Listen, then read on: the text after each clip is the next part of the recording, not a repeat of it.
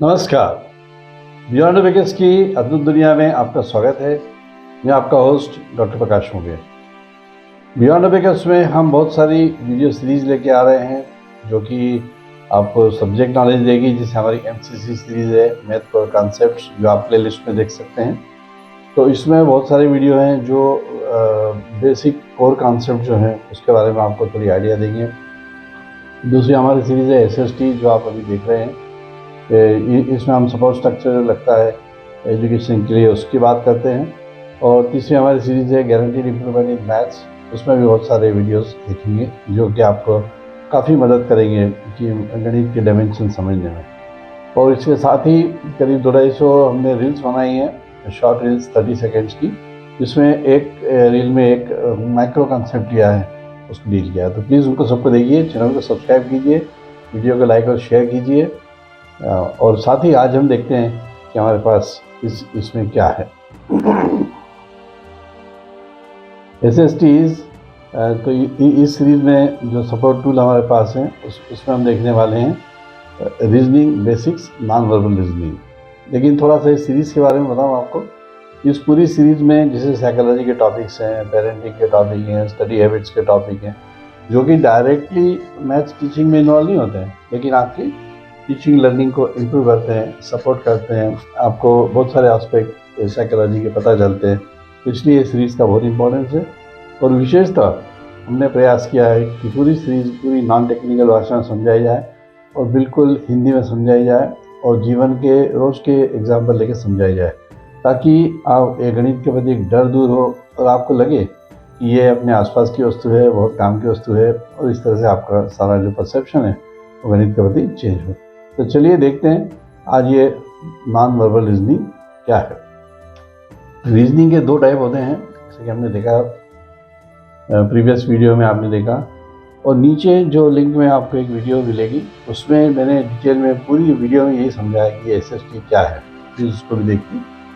तो रीजनिंग के दो टाइप होते हैं, वर्बल और नॉन वर्बल।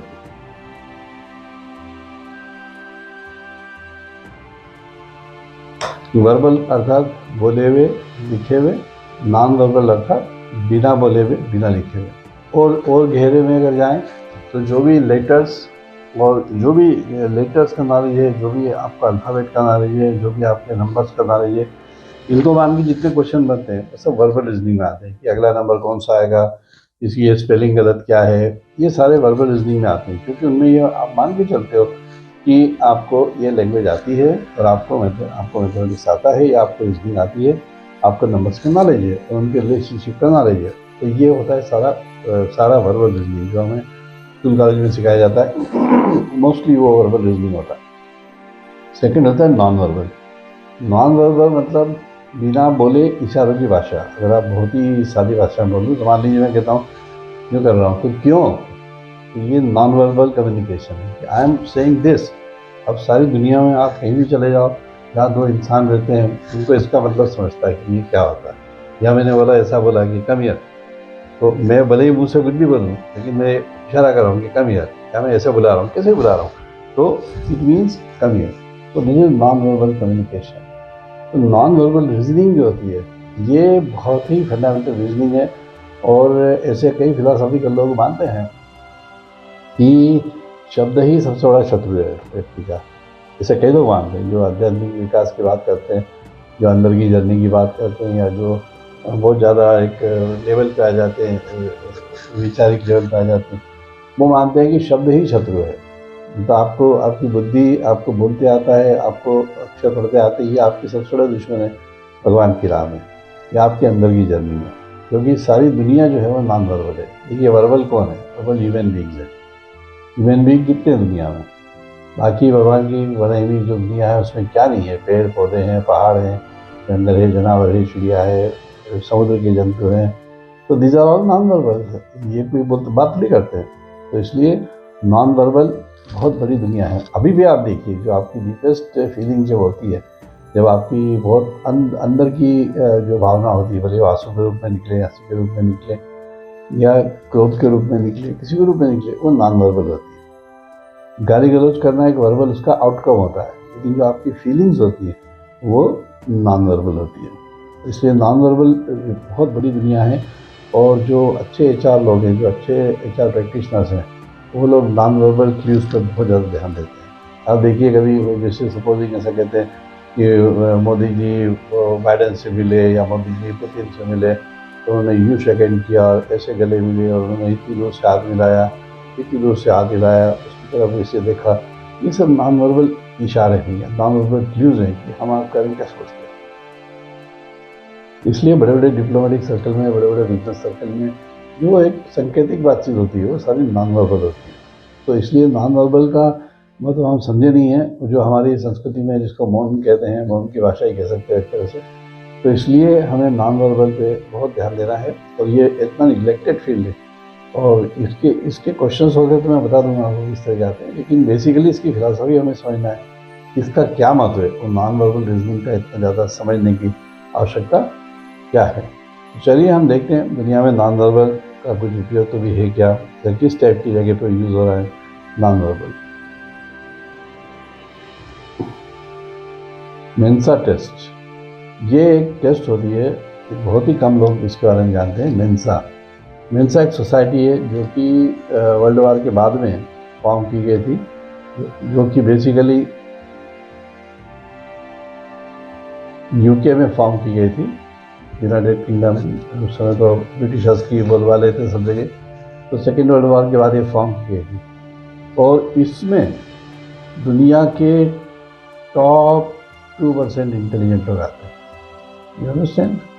कोई भी आप IQ टेस्ट ले लो, बड़ी सी IQ टेस्ट ले लो, कोई भी फेमस IQ टेस्ट ले लो, स्टैंडर्डाइज IQ टेस्ट ले लो, और उसको सब लोग दो, तो मान लो 10 लाख लोगों ने दिया, या 100 लेते हैं जो ज़्यादा ईजी पड़ेगा, मान लो 100 लोगों ने दिया, तो किसी को कुछ मार्क्स आएंगे, किसी को कुछ मार्क्स आएंगे।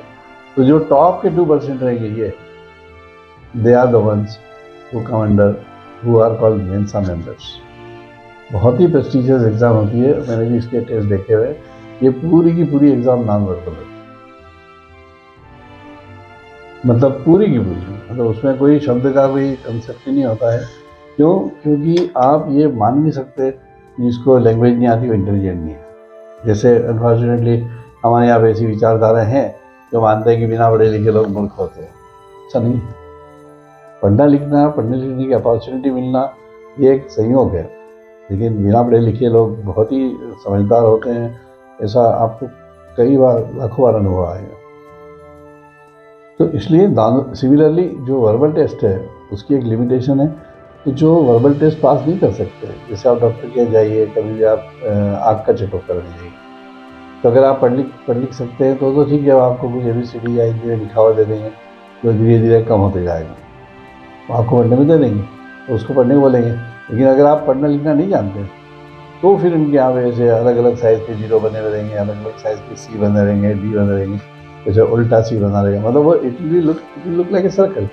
आप ये बताओगे कि गोला नीचे हो गया, गोला लेफ्ट में हो गया, गोला राइट में हो गया, तो ये क्या है? ये नॉन वर्बल रीजनिंग ही है, जो आप उसको समझ रहे हो, मतलब आप रीजनिंग लगा रहे हो ना, ये ऐसा हो गया, ऐसा हो गया, ऐसा हो गया। तो ये पूरी मेंसा टेस्ट जो है, ये पूरी की पूरी नॉन वर्बल रीजनिंग है। और जो मेंसा के जो मेंबर्स हैं बहुत ही हाई प्रोफाइल,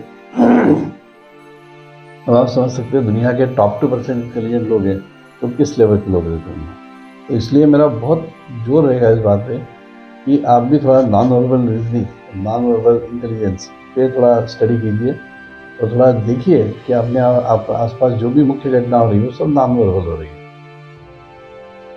आप किसी को कंसेंट देते हो, आप भी कर सकते हो, अधिकतर ऐसे ही होता है, या आंखों से समझ में आ जाता है ये व्यक्ति काम करना चाहता है कि नहीं करना चाहता, ये व्यक्ति इसको चाहता है कि नहीं चाहता है, ये व्यक्ति क्या चाहता है।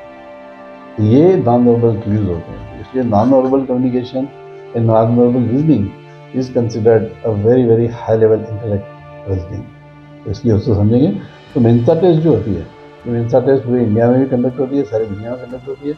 एक ज़माने में इसका हेड ऑफिस कलकत्ता में था, पता नहीं कहाँ, पुणे में भी एक इंस्टीट्यूट था, क्या प्रबोधिनी समथिंग, वहाँ पे डॉक्टर खीरे मैडम थी, आई मेट हर, तो वहाँ पे मेंसा सेंटर हुआ करता था एक ज़माने में। I don't know the status it is on date, but in any case वो आगे ही बढ़ा होगा, I am very sure. So this is the one test which is called the Mensa test. और क्या क्या होता है सब नॉन वर्बल रीजनिंग। अब अपन थोड़ा बात करेंगे स्कूल कॉलेज में या एग्जाम वाइज बात करेंगे। हाँ, नॉन वर्बल रीजनिंग का एक अच्छा एग्जाम्पल है मिरर इमेज। मिरर इमेज क्या होती है कि अगर आप, ये आईना है, ये इसकी पॉलिश साइड है, इधर पॉलिश है, तो यहाँ पे आप खड़े हो और आप इसको देख रहे हो, तो अब आप लोगों को इसमें अपनी इमेज दिखा रही है। आप अधिकतर देख करते ही हैं कुछ ना कुछ, अरे कुछ भी नहीं हो तो शेविंग करते ही हैं लोग, या जेंट्स की बात कर रहा हूँ, बाकी लेडीज क्या करती हैं वो तो करती ही हैं अपने आप को ड्रेसअप प्रॉपरली और देखती हैं अच्छे से। तो जेंट्स इतने केयरफुल नहीं होते हैं, बट फिर भी कुल मिला के अपन मिरर देखती हैं। तो अब आप मिरर में देखो, जो आपको लेफ्ट और राइट दिखता है, राइट और लेफ्ट दिखता है, मतलब ऐसा लेटर्स। फॉर एग्जाम्पल, जैसे आपने कई बार देखा होगा कि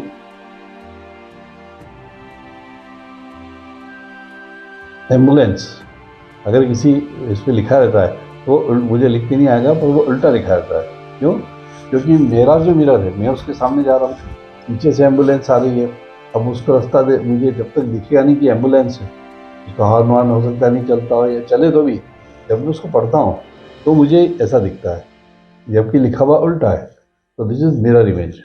तो मिरर इमेज की बहुत एप्लीकेशंस हैं, और बहुत ही ज़्यादा एप्लीकेशंस हैं, लेकिन जहाँ पे भी आपको जस्ट द अपोजिट, तो ऐसे बहुत सारे क्वेश्चंस आपको मिल जाएंगे, ऐसे बहुत सारे आपको बुकलेट्स मिल जाएंगे, इनमें मिरर इमेज के क्वेश्चंस होते हैं। अगर ये मान लो कुछ भी ये एम्बुलेंस लिखा हुआ है, तो इसकी मिरर इमेज कैसे दिखेगी? तो ये it requires a good amount of non reasoning, और चूँकि हम करते नहीं हैं इसलिए हमको उसकी आदत नहीं है। जैसे मान लो, जैसे हाँ, हमने पिछले देखा था कि सपोज अगर मैं हेड को कह लिखता हूँ, तो मैं मैन को नेम लिखता हूँ, ये मुझे फट से आ जाता है। क्यों? क्योंकि मुझे वर्बल रीजनिंग की आदत है। लेकिन नॉन वर्बल रीजनिंग, विजुलाइजेशन, ये इतनी छोटी स्किल्स नहीं है। ये एम्बुलेंस को उल्टा, या इवन मेरे को मान लो मेरे को एट लिखना है, इतना सिंपल वर्ड है, इसकी भी मिरर इमेज कैसे दिखेगी मुझे एकदम से याद नहीं आएगा। तो अगर इसको मिरर के सामने रखा जाए तो कैसा दिखेगा, 4 ऑप्शंस होंगे तो मैं पहचान दूंगा। क्योंकि हमारी नॉन वर्बल रीजनिंग की आदत ही नहीं है, हमें उसको डेवलप ही नहीं है। तो ये होता है मिरर इमेज का concept.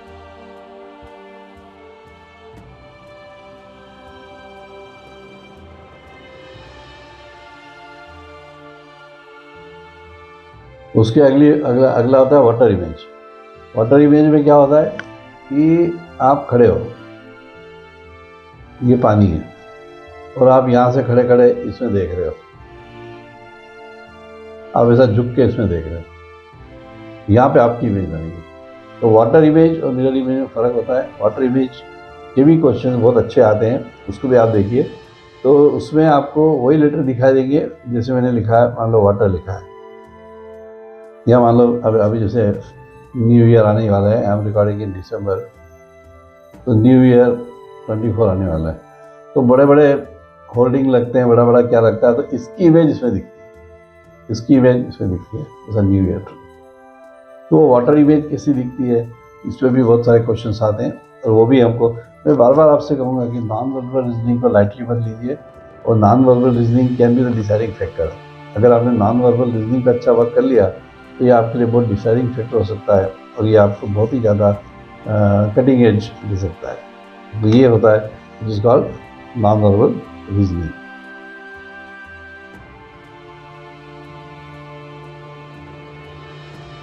Then there is something called embedded image. Embedded image क्या होती है?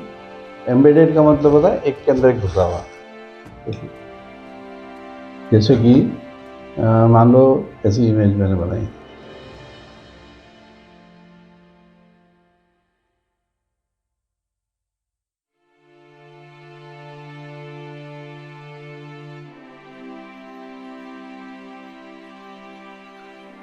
ऐसी बनाई, यहाँ पे कुछ है, तो अब ये पोर्शन जो है, ये एम्बेडेड पोर्शन कहलाएगा। It is inside the figure. तो इसकी इमेज कैसे बनेगी, ऐसे भी क्वेश्चन रहते हैं। तो ऐसे अलग अलग टाइप के इसके रीजनिंग के क्वेश्चन रहते हैं, जिसमें एक आधा और बना देते हैं। मान लो सामने कुछ बनाया है, एम्बेडेड ऐसा भी हो सकता है, एम्बेडेड कोई मतलब बाहर निकला ऐसे आवश्यक नहीं है, ऐसा भी हो सकता है।